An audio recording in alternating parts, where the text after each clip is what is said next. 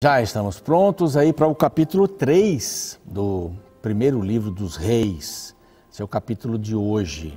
E nós temos aqui várias histórias interessantes para a gente aprender. São histórias profundas da vida de Salomão. Ele já começa o seu reinado como rei de Israel, unificando as 10 tribos, mais as 2 tribos do sul. A luta de Davi foi sempre essa. Infelizmente, depois do seu reinado, depois de 40 anos, essas tribos vão se dividir novamente e vão ficar divididas até a destruição total. A tribo do norte vai ser destruída no ano 722 pelos assírios. E a turma do sul, Judá e Simeão ali, um pouquinho de cada tribo também que desceu, 587 serão destruídas por Babilônia, porque se afastaram de Deus, não fizeram aquilo que Deus pediu. Ontem nós vimos isso, Davi dizendo, olha, se você permanecer firme, guardar os estatutos, você vai prosperar como nação e vamos ter sempre uma descendência de Davi até chegar o Messias. Então era isso que iria acontecer. No capítulo anterior, então, nós vimos ele resolvendo as questões das pessoas ácidas, das pessoas que dariam muito trabalho para ele ali, e vários morreram, outro, o Abiatar foi expulso, né? Você carregou a arca, vou respeitar, mas você me traiu também, Joabe e tal, Adonias, Simei, tiveram a paga da sua vida aqui na terra. Agora começa um plano interessante aqui, o título é Sabedoria do Alto. Aqui Salomão recebe um presente de Deus fantástico, maravilhoso. Começa assim: Salomão aparentou-se com Faraó, rei do Egito, pois tomou por mulher a filha de Faraó. A trouxe para a cidade de Davi, até que acabasse de ficar sua casa e a casa do Senhor, a muralha, ao redor de Jerusalém. Muitos trabalhos, hein? Na época de Salomão, então, ele estava construindo os muros, estava construindo o santuário, vai aparecer daqui a pouco aqui, o santuário sendo construído, a casa onde ele ia morar, e trouxe essa egípcia. Vai ter uma história mais para frente dela aí. Bom, o que ele estava querendo com isso, né? Vai apaziguando aqui, com o Egito ele apazigua, casa com uma mulher, ou a outra do outro país e tal. Ele manteve a paz. Se você quer assim um epíteto para ele, né? Não está morto ainda, mas aqui na história, mas o rei da paz, o rei que trouxe paz, não teve guerra, ele não precisou mandar os exércitos toda hora como Davi. Davi foi perseguido, desde lá de Golias, Davi sempre se envolveu com guerra, foi perseguido 10 anos por Saul, é um espírito pesado, triste, sempre ali ocupado. Davi escreve vários salmos, né? Os meus inimigos estão aqui, estão dentro do palácio, eles querem me pegar e tal e coisa.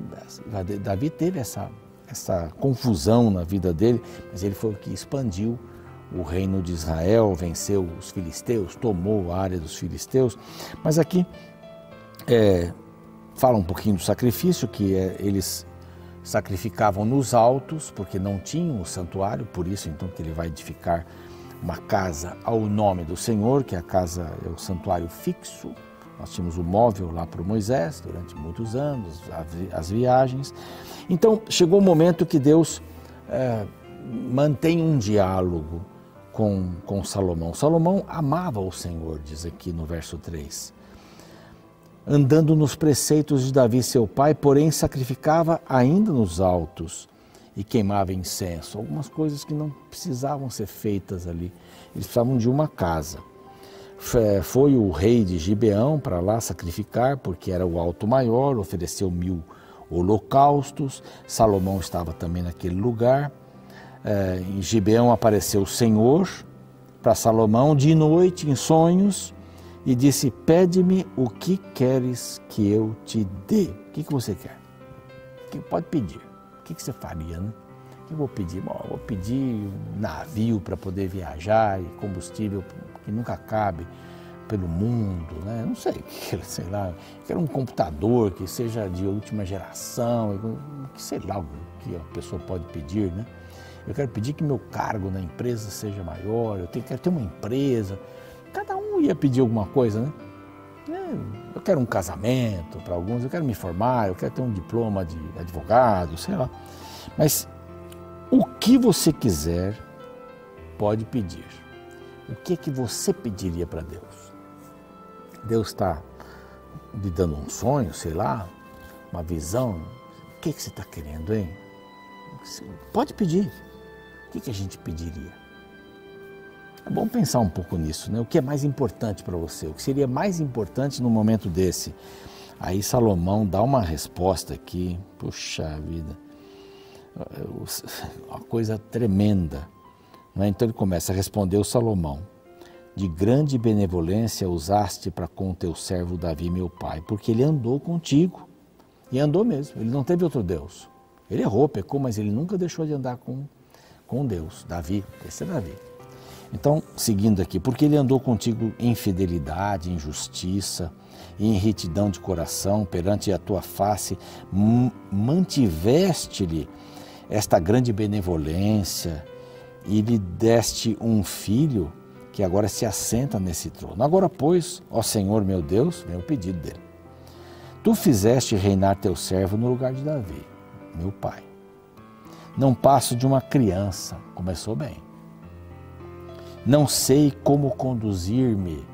Ok. Teu servo está no meio do teu povo que elegeste, povo grande, tão numeroso que não se pode contar. Então, dá-me, pois, ou dá, pois, ao teu servo, coração compreensivo para julgar a teu povo, que prudentemente discirna entre o bem e o mal, pois quem poderia julgar a este grande povo? Ele pede uma coisa aqui incrível. Eu quero julgar da maneira mais correta. Eu quero saber a diferença entre o bem e o mal. Será que nós pediríamos isso para Deus? Sem pensarmos na história de Salomão? Deus ficou felicíssimo. Estas palavras agradaram ao Senhor, diz aqui, já que pediste esta coisa, e não pediste longevidade, nem riqueza, nem a morte dos inimigos, tudo isso ele podia pedir, né? Mas pediste entendimento para discernires o que é justo, eu vou te dar um coração sábio e inteligente. Olha, coração sábio e inteligente. Tem uma diferençazinha que a gente faz. Conhecimento, por exemplo. Conhecimento é você pegar uma porção de informações e jogar no cérebro. Botar um monte de gaveta por aí. O que é inteligência? Inteligência é colocar nas gavetas o mesmo tema. Ali separa as gavetas em ordem e tal. E o que é sabedoria? Sabedoria é entender qual é a gaveta que eu preciso abrir agora, qual vai ter a resposta, o que eu tenho que fazer. Tem essa categoria categorizada assim, não sei nem se é muito válido, mas eu achei muito interessante. Também até o que não pediste eu te dou, riqueza, glória, não é? Que não haja teu igual entre os reis por todos os dias, mas se andares nos meus caminhos, o verso 14 tem aqui esta partícula importantíssima, se andares, condicional, se andares nos meus caminhos e guardares os estatutos, os meus mandamentos, como andou Davi, teu pai, prolongarei os teus dias, ainda isso. Então, se guardares, é importante, hein? Salomão jovem fala sobre a sunamita e tal, a morena, bonita, sobre amor, sobre beijos e etc., no livro de Cantares. Depois ele fala em Eclesiastes, né? O Salomão velho, tudo é vaidade, né? Eu fiz muita coisa errada por aí. Realmente ele se afastou dos caminhos de Deus. E Deus ainda diz para ele assim, o reino não vai se dividir nos seus tempos, no seu tempo, não vai se dividir depois que você morreu. Você não vai ver isso. Porque ele retornou aos braços de Deus, né? Mas se você andar... Então despertou Salomão, era um sonho e ele ficou maravilhado. Primeira prova de Salomão. Primeira prova. Ele estava ali atendendo as pessoas, resolvendo dilemas, problemas, isso era o costume dos reis também. E havia um problema crucial, um problema horrível, difícil. A mulher prostituta, embora fosse importante para a sociedade, ela era a escória da sociedade. Não é? Vendendo o seu corpo, não é? Era uma mulher perigosa. Salomão mesmo fala muito das prostitutas, depois que ele usou muitas delas, né? Ele teve uma vida bem complicada. Ele perdeu o seu rumo num momento. Mas vamos falar até agora das coisas boas. Mas 2 mulheres prostitutas dormindo num prostíbulo.